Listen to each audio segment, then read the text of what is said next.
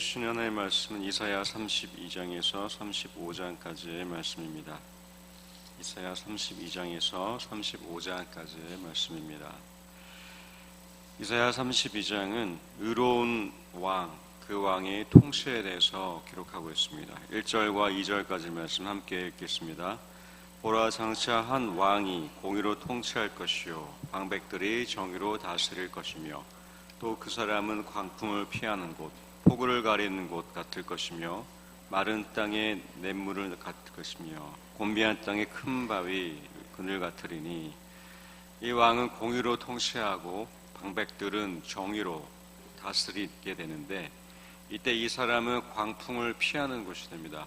그리고 폭우를 가려주는 곳이 되며 그리고 마른 땅에 이 냇물 같을 것이고 그리고 곤비한 땅에 큰 바위가 되어준다고 말하고 있습니다. 이사야가 가리키는 이 왕은 바로 예수 그리스도를 가리킵니다.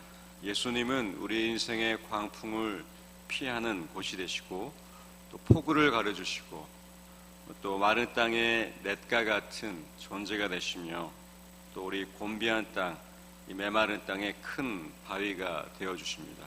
예수님이 이 땅 가운데 공의와 정의로 이 나라와 우리 인생을 다스려 주시는 왕이 되십니다. 우리 9절과 10절 말씀도 읽겠습니다. 너희 안일한 여인들아 일어나 내 목소리를 들을지어다. 너희 염려 없는 딸들아 내 말에 귀를 기울일지어다. 너희 염려 없는 여자들아 1년 남짓 지나면 너희가 당황하리니 포도 수확이 없으며 열매 거두는 일이 이르지 않을 것임이라. 이 말씀은 곧 임박할 심판 앞에 안일하게 있는 여인들, 그러니까 예루살렘과 이스라엘 유다 백성들을 향한 이 경고의 말씀입니다. 곧 임박할 심판과 이 전쟁, 그것을 앞두고 곧 있을 그 재앙 이후에 이제 포도, 수확, 열매 이런 것들이 없을 것인데 그러나 이 재앙 가운데에 분명한 것은 회복이 있다는 것인데 15절 말씀에 마침내 위에서부터 영을 우리에게 부어주실 때에 그러니까 하나님이 은혜와 축복을 은혜를 내려주실 때에 그때는 16절 이후에 회복이 있습니다. 16절 17절 말씀 함께 읽겠습니다. 그때의 정의가 광야에 거하며 공의가 아름다운 밭에 거하리니 공의의 열매는 화평이요 공의의 결과는 영원한 평안과 안전이라. 그렇습니다. 이때는 정의가 광야에 거하며 또 공의가 아름다운 밭에 거하게 됩니다. 이때가 바로 이 평안과 화평과 안전한 시대가 된다고 이사야는 말하고 있습니다. 하나님의 그 다스림과 통치는 정의와 공의로 연결되는 것을 성경에 종종 볼 수가 있습니다.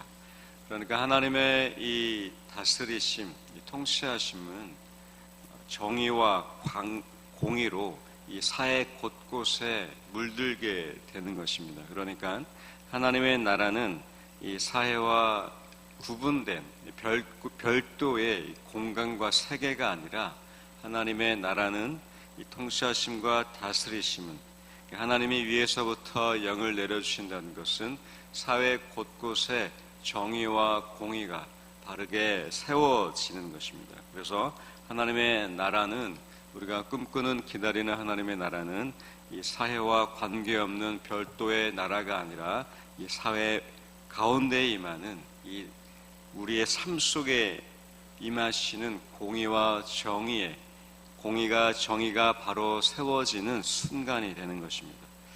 오늘 우리의 삶 속에 정의와 공의가 깃드는 것은 바로 하나님이 우리를 다스리시고 우리를 통치하시는 열매가 될 것입니다. 그래서 우리가 평안하고 화평하며 안전한 이 땅을 살아가게 되시길 주님의 이름으로 축원드립니다. 33장입니다. 은혜를 구하는 기도가 담겨져 있습니다. 33장의 우리 2절 말씀 우리 함께 읽겠습니다. 여호와여 우리에게 은혜를 베푸소서. 우리가 주를 앙망하오니 주는 아침마다 우리의 팔이 되시며 환난 때에 우리의 구원이 되소서.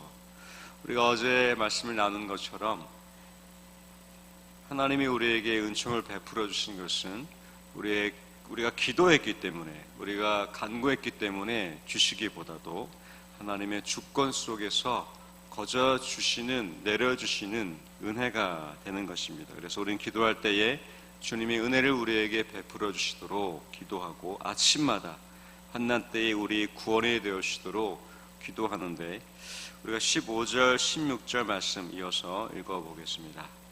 오직 공의롭게 행하는 자, 정직히 말하는 자, 토색한 재물을 가중히 여기는 자, 손을 흔들어 뇌물을 받지 아니하는 자, 귀를 막아 피 흘리려는 꾀를 듣지 아니하는 자, 눈을 감아 악을 보지 아니하는 자, 그는 높은 곳에 거하리니 견고한 바위가 그의 요새가 되며 그의 양식은 공급되고 그의 물은 끊어지지 아니하리라. 이 말씀을 보면은 우리가 은혜를 구하고 또 하나님이 우리를 도와주시도록 기도하는데, 이것은 우리 개인의 삶 속에만 머물지 않는 것입니다. 하나님이 우리 가운데 은혜를 내려주시고 우리를 간섭하시며 우리를 주관하시고 우리를 도우시는 것은 바로 15절과 같은 삶을 살게 되는 것입니다. 그러니까 당시 예루살렘과 유다 사람들 가운데에 있었던 것은 하나님의 도우심과 은혜, 축복, 없었던 것은 공의와 정의였습니다.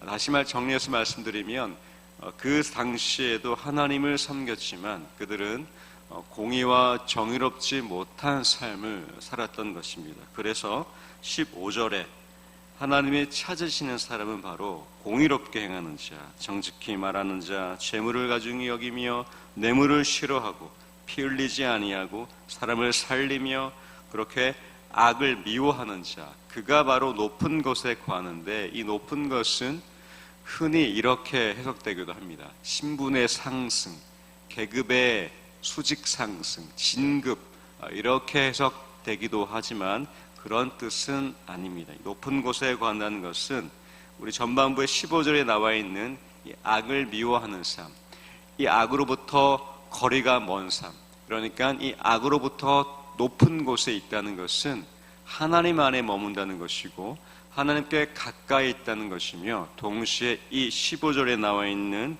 이 공의롭지 못하고 정직히 말하지 못하는 이것으로부터 멀어져 있는 삶을 가리킵니다. 그러니까 매우 높다는 것은 이 죄악과 구별된 삶, 이것이 바로 하나님이 예루살렘 유다 사람 그리고 오늘 우리들에게 요청하시고 요구하시는 삶의 모양인 것입니다. 그때 우리는 견고한 바위와 그의 요새가 되는 것 같은 삶, 그의 양식은 공급되고 그의 물은 끊어지지 않은 이 하나님의 공급하심과 돌봄을 누리게 될 것입니다. 17절과 24절 이 말씀은 하나님 통치가 임할 때에 예루살렘이 회복되고 있는데, 특별히 19절에는 이러한 표현이 있습니다. 내가 강포한 백성을 보지 아니하리라. 그 백성은 방언이 어려워. 이 당시에 예루살렘 유다 이 거리에 아수르가 심어놓았던 이방 사람들이 이 성읍을 거닐고 있었습니다. 그러니까 이 이방 사람들은 이스라엘 백성들이 알아듣지 못하는 방언을 말하며 그렇게 이 성읍 곳곳을 누비곤 했는데, 그때 이 백성의 방언을 어려워 알아듣지 못했던 것들이 이제는 사라질 것, 그러니까 예루살렘과 유다 이 모든 곳곳에 이방인이 아수르에 있던 통치가 사라져가고 오직 하나님의 그 회복과 하나님의 그 구원이 있을 것이라는 말씀이 됩니다. 그래서 예루살렘은 다시 정치적으로, 경제적으로 자주권을 회복한다는 이 약속의 말씀이 17절과 24절에 이어지고 있습니다. 34장입니다. 34장은 에돔의 멸망에 대한 기록 말씀입니다. 에돔은 하나님이 대표적으로 언급하시는 이방 국가이고 또 예루살렘을 괴롭혔던 그 강대국 중에 하나였는데, 하나님이 이 에돔을 멸망시키신다는 것은 그만큼 하나님이 세계와 나라를 다스리시고 그 말씀에 힘이 있음을 이 34장에 드러내고 있습니다. 34장은 특별히 유다의 예루살렘의 회복과 소망을 노래하는 35장과 대조적으로 34장에는 에돔의 멸망을 얘기하고 있음으로써 이 34장과 35장은 이 멸망과 회복이라는 이 두 단어가 대조적으로 구분되어지고 있습니다. 그러니까 이사야서는 1장부터 전반부는 심판에 대한 메시지이고 후반부는 구원에 대한 은혜의 메시지인데 이 34장과 35장은 이 전반부와 후반부를 나뉘어주는 연결 지점이 되고 있습니다. 상징적인 이 지점이 되고 있습니다. 34장 우리 9절 말씀 함께 읽겠습니다. 이것은 여호와께서 보복하시는 날이요 시온의 송사를 위하여 신원하시는 해라. 9절 말씀 읽겠습니다. 에돔의 시내들은 변하여 역청이 되고 그 티끌은 유황이 되고 그 땅은 불부는 역청이 되며 에돔을 향한 하나님의 심판의 메시지입니다. 그러니까 예루살렘, 유다, 이스라엘을 괴롭혔던 강대국들이 영원할 것 같았던, 그러나 하나님은 끝내 이 강대국들을 심판하시며 다시 자신의 백성들을 이사야서 후반부를 통해서 은혜와 구원과 회복 가운데로 약속하고 계십니다. 16절 말씀도 우리 함께 읽어보겠습니다. 너희는 여호와의 책에서 찾아 읽어보라. 이것들 가운데서 빠진 것이 하나도 없고 제 짝이 없는 것이 없으리니 이는 여호와의 입이 이를 명령하셨고 그의 영이 이것들을 모으셨습니다. 신학 학설 가운데에 이 성경책에 대한 두 가지 학설이 있습니다. 하나는 성경 무호설, 성경이 절대적인 실수가 없다는, 성경은 성령의 영감으로 기록되었기 때문에 한 글자도 틀릴 수 없다는 이 성경 무호설이 있고, 한 측면에서는 성경은 사람이 기록되었기 때문에 아무리 영감으로 기록되어도 사람이 기록했다면 실수할 수 있고 잘못 쓸 수도 있다는 성경 유호설, 그러니까 성경은 문학적으로 역사적으로 봐야 한다라는 학설이 있습니다. 어쨌든 이 두 가지 학설이 다 성경을 보는 데에 도움이 되고 있고 또 그 두 가지를 통해서 말씀을 연구하는 데에는 중요한 수단이 되고 있는데, 한쪽의 측면, 그러니까 성경 무호설, 하나님의 말씀을 절대적으로 완벽하다는 학설을 입증하기 위해서 바로 이 16절 말씀이 많이 활용되기도 합니다. 보시는 것처럼 틀린 것이 있나 찾아봐라. 모두 다 옳고 절대적이고 완전한 말씀이다. 틀린 것이 없다는 말씀인데, 그러나 34장 16절은 성경 무호설을 입증하기 위한 말씀은 아닙니다. 단지 이 말씀을 통해서 학자들의 학설을 입증하기 위한 방편이 될 수 있지만, 그러나 이 34장 16절의 원래 말씀은 에돔의 멸망과 연결되고 있기 때문에 그 측면에서 보시면 에돔의 멸망에 대한 하나님의 말씀이 빠진 것이 있나 봐라. 여호와 책에서 찾아 읽어보라. 이 에돔을 향한 하나님의 멸망시키신다는 말씀은 절대적으로 완벽하고 이것은 여호와의 입이 이를 명령하신 것이다 라는 이 말씀으로 연결됩니다. 그러니까 에돔은 하나님의 그 말씀으로 멸망될 수밖에 없고, 그것은 완전하신 것이 말씀이며 절대적인 말씀이며 그 말씀은 성취될 것이다 라는 이사야의 강력한 예언적 말씀입니다. 그래서 말씀은 이렇게 완전하고 절대적이며, 하나님의 말씀은 에돔을 향한 말씀이든 아니면 예루살렘을 향한 말씀이든 그 말씀은 하나도 틀린 것이 없는 완전히 성취되시는 하나님의 약속이 됩니다. 우리 35장 말씀, 거룩한 길, 이 말씀은 유다의 회복과 유다가 앞으로 어떻게 하나님이 축복하실 것에 대한 말씀이 담겨져 있습니다. 35장 1절 말씀 함께 읽겠습니다. 광야와 메마른 땅이 기뻐하며 사막이 백합화 같이 피어 즐거워하며. 이사야 전반부는 예루살렘, 유다를 향해서 너희가 광야같이 될 것이고 황폐하게 될 것이라고 곳곳에 하나님이 말씀하셨는데, 이제는 이 지역들이 이 광야가 황폐했던 곳에 메마른 땅이 기뻐하게 될 것이다. 전반부에는 너희는 슬퍼할 것이다. 아리엘이여 슬프도다 아리엘이여 이렇게 울었는데, 이제는 기뻐할 것이라고 이 애도가 기쁨으로 바뀌고 있습니다. 후반부를 향한 하나님의 구원과 회복의 이 서문이, 첫 문이 열리고 있습니다. 그리고 이어서 사막이 백합화 같이, 이 사막 아무것도 없고 메마르고 덥고 겨울엔 밤에는 춥고 이러한 살기 어려운 곳이 백합화 같이, 때로는 다른 번역에는 장미같이 피어날 것이다. 아름답고 향기롭고 풍성한 곳이 될 것이다는 이 하나님의 축복의 말씀입니다.